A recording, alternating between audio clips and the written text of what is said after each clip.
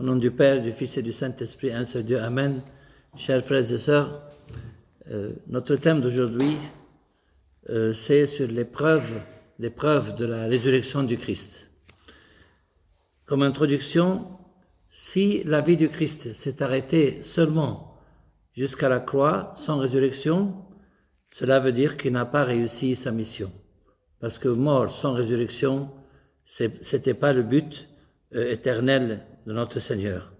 Sinon, ça serait considéré comme une histoire humaine gravée dans l'histoire de l'humanité.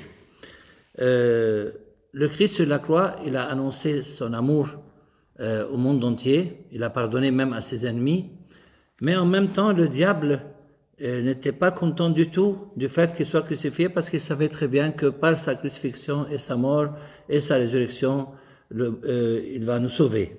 Donc le diable, à travers tous les temps et tous les siècles, il a essayé de battre l'idée de la résurrection.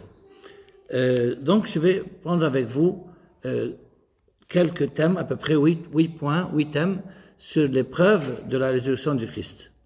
Première preuve, c'est le tombeau vide, on appelle aussi le sépulcre vide.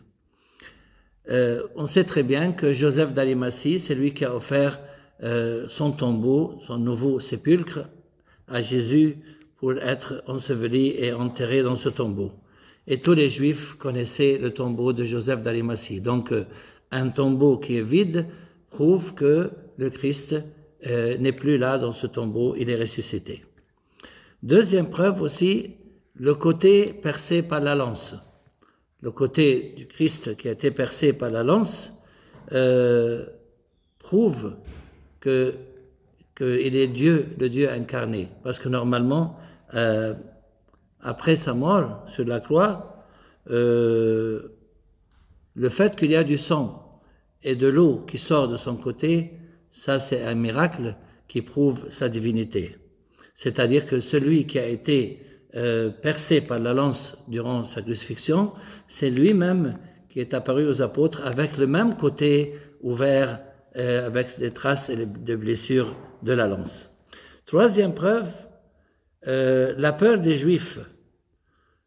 Ils ont eu peur que le Christ ressuscite, donc ils ont gardé le tombeau par des soldats, et ils ont participé avec les soldats romains à sceller la pierre du tombeau. Ça prouve qu'ils avaient peur que le Christ ressuscite. Et ils ont fait ça durant le sabbat. Et ça, c'est contre le sabbat et contre la loi de Moïse.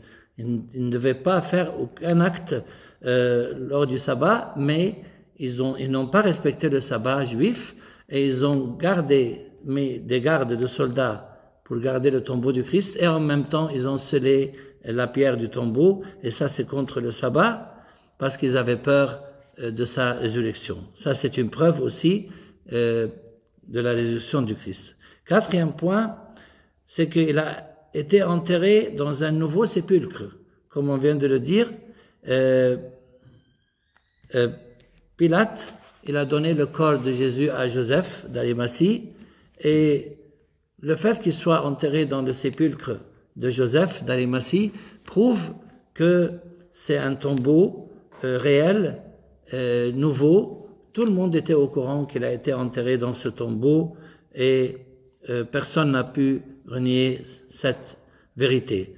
Cinquième point, c'est que les Juifs, les archiprêtres surtout juifs, ils ont donné une forte somme d'argent aux soldats pour dire que ses disciples sont venus et ils ont volé le corps du Christ. Le fait qu'ils payent de l'argent aux soldats, une forte somme d'argent pour dire que le Christ, que les disciples de Jésus, ils ont volé son corps, c'est une grande preuve qu'il a ressuscité. Sinon, pourquoi ils allaient dire ça aux soldats et pourquoi ils allaient donner de l'argent aux soldats? Toute la ville de Jérusalem était au courant que le tombeau était vide et que le Christ n'était pas dans ce tombeau. Sixième point aussi, sixième preuve, c'est que sa résurrection durant la présence des gardes ou des soldats. De Christ, il n'a pas attendu plus que 3 jours pour ressusciter, il a insisté a ressuscité pendant que les soldats faisaient leur garde du tombeau pour prouver qu'ils n'avaient pas besoin d'attendre que les soldats partent et après ils ressuscitent. Parce qu'il est ressuscité, le tombeau était fermé, il n'avait pas besoin que quelqu'un lui ouvre le tombeau ou le sépulcre. Comme il est rentré le même jour et 8 jours après dans la chambre haute de Saint Marc, de la maison de Saint Marc, pour voir ses disciples, malgré que les portes étaient fermées. Il n'avait pas besoin que les gardes partent devant le tombeau, parce qu'il est ressuscité et le tombeau était fermé. Septième preuve, c'est qu'il a laissé les bandelettes avec lesquelles il était embaumé et le saint suaire, qu'on appelle aussi le linge, qui était sur sa tête. Le fait qu'il a laissé les bandelettes et le saint suaire ou le linge prouve sa résurrection, parce que normalement, si quelqu'un il veut voler le corps du Christ, il a intérêt à prendre aussi avec lui les bandelettes et le linge, parce que c'est un trésor très précieux. Et impossible que les disciples ont pris le corps du Christ et ils ont laissé les bandelettes et le linge qui étaient sur sa tête, parce que par respect, ils n'accepteront jamais de prendre le corps du Christ complètement nu. Ils allaient le garder protégé par ces bandelettes et par ce linge. Donc, les disciples de Jésus n'ont pas volé le corps du Christ. Il est ressuscité avec son corps glorieux, sans bandelettes et sans le saint suaire qui était sur sa tête. Il les a laissés dans le tombeau. Dernière preuve, ou une des dernières preuves de la résurrection du Christ, c'est qu'après sa résurrection, il a gardé toujours dans son corps les traces de ses blessures, et en plus il a mangé aussi devant ses disciples. Quand il est rentré dans la chambre haute de la maison de Saint Marc, comme c'est mentionné dans l'évangile de Saint Luc chapitre 24, les disciples, ils ont cru qu'ils ont vu un fantôme. C'est écrit comme ça dans la Bible. Un esprit, non, c'est écrit un fantôme. Et donc lui, il a insisté à ce que les apôtres de Jésus touchent les blessures, l'endroit où il a été cloué par les clous, et aussi percé par la lance, pour qu'il puisse être sûr de sa résurrection.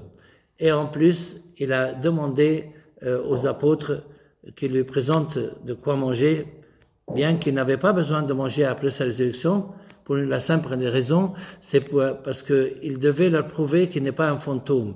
Donc, quelqu'un qui mange devant eux, c'est pas un fantôme, c'est un corps réel, son même corps avec lequel il a été crucifié, mais d'une manière glorieuse, il a ressuscité d'entre les morts. Et gloire à Dieu éternellement et à jamais. Amen.